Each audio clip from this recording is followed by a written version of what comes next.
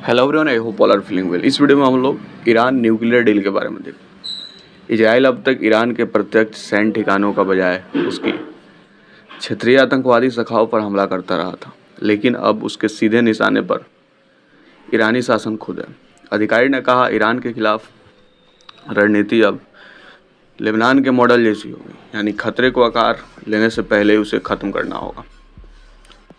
Iran और Israel के बीच युद्ध की आशंका के बीच इजराइल के एक वरिष्ठ सुरक्षा अधिकारी ने ईरान को न्यूक्लियर डील साइन करने की चेतावनी दी। इजराइल के वरिष्ठ अधिकारी ने चेतावनी देते हुए कहा कि ईरान इंटरनेशनल से बातचीत में कहा है कि यदि तेहरान ने अमेरिका के साथ परमाणु समझौते पर हस्ताक्षर नहीं किए तो उसे और हमलों के लिए तैयार रहना होगा। अधिकारी के मुताबिक यह हमले ईरानी शासन की स्थिरता को ख़त्म करने तक जा सकते हैं।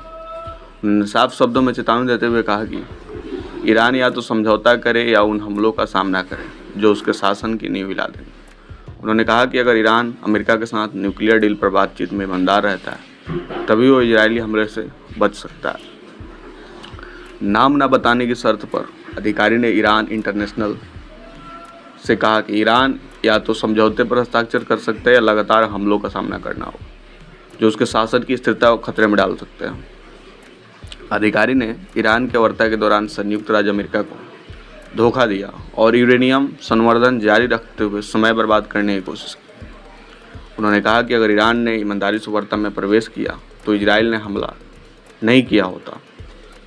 इजराइल की ये टिप्पणी काफ़ी कठोर है और बताती है कि इजराइल का अगला निशाना ईरान के सुप्रीम लीडर हो सकता है। इजराइल ने आज के हमले के ईरान में 100 से ज़्यादा ठिकानों पर सटीक हमले किए हैं। ईरान के कम से कम 6 परमाणु वैज्ञानिकों और कई वरिष्ठ सैन्य अधिकारी इजरायली हमले में मारे गए। ईरान के एयर डिफेंस को भी इजराइल ने तबाह कर दिया। इजरायली हमले में ईरान के मिसाइल लॉन्च पैड भी ध्वस्त हो गया। ईरान इंटरनेशनल ने सूत्रों के हवाले से कहा कि ईरान की प्रति रणनीति लेबनान में इस्तेमाल की गई रणनीति के समान हो, यानी खतरे को वास्तविक नहीं होने दिया जाएगा। आपको बता दें कि लेबनान में इजराइल की हिजबुल्लाह की लीडरशिप को ही पूरी तरह से ख़त्म कर दिया है। लिहाजा सवाल यह है कि क्या इजराइल का अगला निशाना ईरान की सरकार के ही होंगे। इजरायली अधिकारी के मुताबिक हाल के हमलों में ईरान के सैन्य तंत्र को तहस नहस कर दिया। उन्होंने दावा किया है कि ईरानी इस समय सदमे में है। उनका सैन्य नेतृत्व लगभग न के बराबर है। अधिकारी ने कहा कि और अभी भी आश्चर्य होने वाली बाकी है।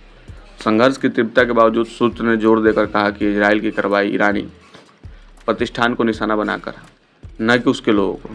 उन्होंने कहा कि इजराइल ईरानी लोगों को नहीं बल्कि ईरानी शासन को टारगेट कर रहा है। उन्होंने कहा कि ईरानी राष्ट्र अपने गौरवशाली इतिहास के साथ एक ऐसे नेतृत्व का हकदार है जो बिजली और पानी उपलब्ध कराए, न कि ऐसा नेतृत्व जो वैश्विक आतंकवाद पर बजट खर्च करे। यानी यह बयान इजराइल के रणनीतिक रुख में बदलाव को दर्शाता है। अब तक इजराइल ईरान के प्रत्यक्ष सैन्य ठिकानों के बजाय उसकी क्षेत्रीय आतंकवादी शाखाओं पर हमला करता रहा था, लेकिन अब उसके सीधे निशाने पर ईरानी शासन खुद है। अधिकारी ने कहा, ईरान के खिलाफ रणनीति अब लेबनान के मॉडल जैसी होगी, यानी खतरे को आकार लेने से पहले ही उसे ख़त्म करना होगा। तो ये थी आपकी छोटी सी information Iran nuclear deal. I hope आपको समझ में आया होगा।